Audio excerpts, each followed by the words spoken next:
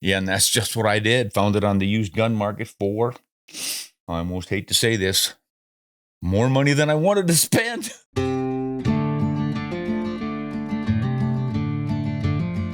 Well, you'll never believe what one of my favorite rifles is these days. It's the Winchester Model 62A pump action 22 rimfire. This is an oldie but goodie. They started making these in about 1932 and they went until about 1958. So I saw quite a few of these in South Dakota as a kid out on the farm. You would find them in the back of the pickup racks, leaning up in the side of the barn. They were just fairly ubiquitous, and I thought they were a clunky old-fashioned rifle because obviously in the 1960s I wanted the new modern auto-loading 22 rimfires, and that's what I first bought.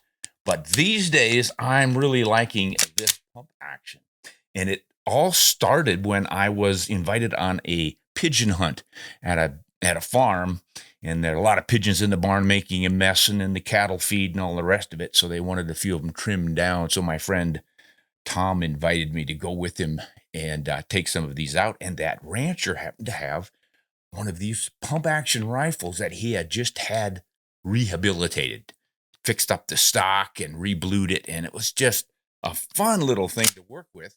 And I was able to borrow it to make a video. And I just came across that video and realized that this is why I ended up buying this rifle from a friend, and it cost me a pretty penny. They sold for not much, as you can imagine, back in the day, but boy, their value has arisen quite a bit with collectors picking them up and all. And I'm not really interested in it as a collector's piece. I am interested in it as a fun rifle to shoot and hunt with. There's just something about that action right there that is so slick and fast. It keeps you in line with your shot. So for subsequent shots, man, you're pretty close to already on target.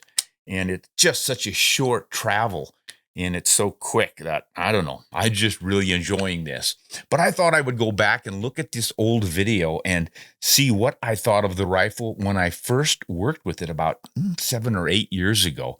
I thought we would just look at it and see if I remember right, because as I recall, I was fast firing that thing and really amazed at how quickly that would happen. So if you guys don't mind, let us look at that. We'll go back and play this thing and see how it all works out. I like that opening picture already. I've got Winchester's Model 62 pump action rifle. This is really cool. They were first made by John Moses Browning in 1890. They upgraded them, changed them a little bit in 1906, and again in 1932. That's when they made it the official Model 62. And the 62 was made until about 1958. Oh, I remembered all that stuff. Surprised myself. I noticed in the background we hear a rushing sound. There's a creek back there. It was early spring, right after the winter snow melt, as I recall, when we did that video. Yeah, that was the one. So there are a lot of them put out. This is a beautiful example, and they are really slick and fast, and they hold a lot of ammo. Watch how fast this thing shoots.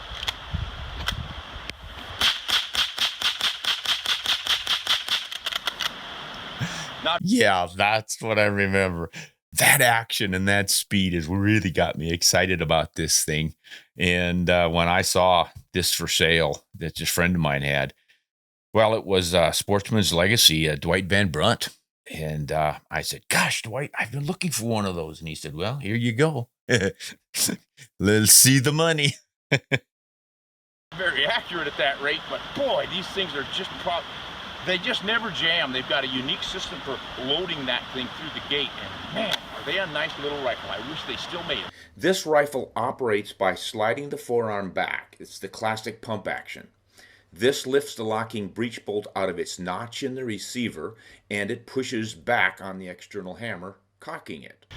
This has a tube, of course. That is pretty slick. You know, Browning was really quite the mechanical genius to figure out all those moving parts. And of course, they're complicated. Today's systems are much simpler. You know, it's a lot easier to make, say, an auto-loading rifle with a blowback action than to have all these complicated linkages and stuff. But boy, there's just no jamming with this thing. when you look at the mechanism internally and how stout it is, they're using steel parts everywhere. You don't have any plastic on something like this. It's, I don't know. And I like that external hammer too. It's got a half cock, as you can see right there, so you can carry it safely. You don't have to worry about bumping it. One of the problems with the outside hammer guns is if you don't have that half cock notch that holds it back from the firing pin and you accidentally drop it or strike it with something fairly hard, that sets it off. It can actually drive that firing pin forward and set off around. So kind of handy. That was real popular back in the day. Tube feed magazines work really well and they take a lot of ammo. I'm going to count how many will go into this. So there's 1, 2, 3, it's not fast, 4, 5, 6, 12. Yeah, this was the slow part. I can remember this back in the day hunting jackrabbits when you would run out of a magazine tube and had to refill it out in the cold and the snow, and then you would drop your rounds in the snow and you couldn't afford to just leave them there. So you had to dig through the snow to find that 122 cartridge. That was the downside to that system. 13, 14, 15. Nope, it takes 14 long rifles, so it'll take a few more shorts than that, of course. That's a lot of firepower in that little tube. Close the tube like that, and then you're ready to slide the action and start shooting. Now, one other thing about these tubular magazines, they were pretty common on the original repeating rifles, the Henry and then the Winchesters. And they were not all that popular with Civil War. They had a few of them being used in the Civil War, but opening that tube exposed you to fire from the enemy. So if you were behind a log or in a trench or something and you needed to reload, you couldn't go up like this. You had to keep everything down low. And this is gravity fed, of course. So it was a little bit of a challenge to load that thing in that situation. And the same thing happened in the Old West. But boy, the other side of it was one of those loaded on Sunday and shoot it all week deals they talked about with the Henry, because you could fit so many rounds in that long tubular magazine. Simultaneously inside the action, a small lever is nudged out of the way, which allows one of 14 long rifle or 16 longs or 20 short cartridges to spring back from the magazine tube. The released cartridge is then captured in a cartridge carrier. There you go. I didn't realize I had done that. Taken it. See, this is the takedown model. They would offer those one screw, and you can see it right here, and you could just take it apart, clean it, and do all the maintenance that's required. But this shows how that thing is controlled. You've got your cartridge almost completely encased in that lifter to slide it straight into the chamber. So you're not getting what you get with a lot of modern autoloaders is that bullet ramping up, and sometimes you can scrape the bullet itself and deform it a bit if everything's not perfect in some of the new modern rifles. Securely, as it is lifted upward by the continuing slide action. When the pump is shoved forward, a catch on the locking bolt pushes this cartridge into the chamber of the barrel as the breech block clicks back into the receiver notches. The trigger can then be pulled to fire another shot, or the hammer can be manually lowered to its half-cocked position. Uncocked, fully cocked, half-cocked. So there goes your saying, don't go off half-cocked. That's where that came from.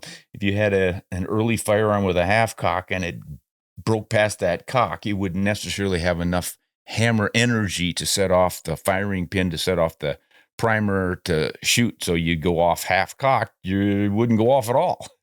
Or maybe it means you go off half-cocked before you want to. The gun fires and you have an accident because you weren't supposed to go off half-cocked.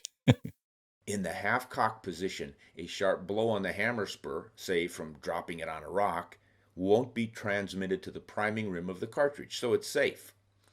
As you can see in this video, the trigger can be held back and the pump activated rapidly for maximum rate of fire. Accuracy really sucks with this method, but it's kind of fun.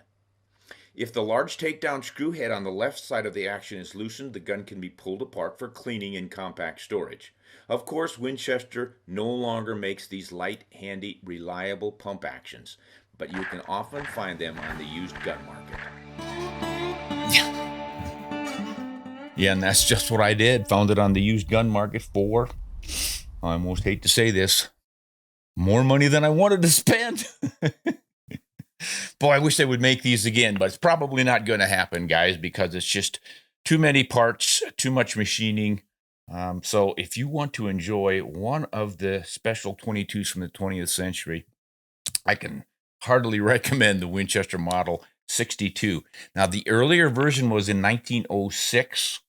I don't know what improvements they made to make it the Model 62, but the original one was in 1906. And prior to that, there was a pump action, and I'm sure Browning designed that one too, but that was 1890 when they started making that. So there were slight improvements, I think, in each one of those upgrades.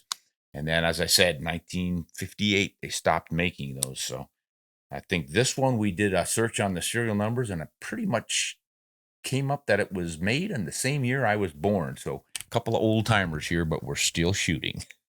Hey, this is Ron Spomer. Thanks for watching. We'll see you next time. Hunt honest and shoot straight.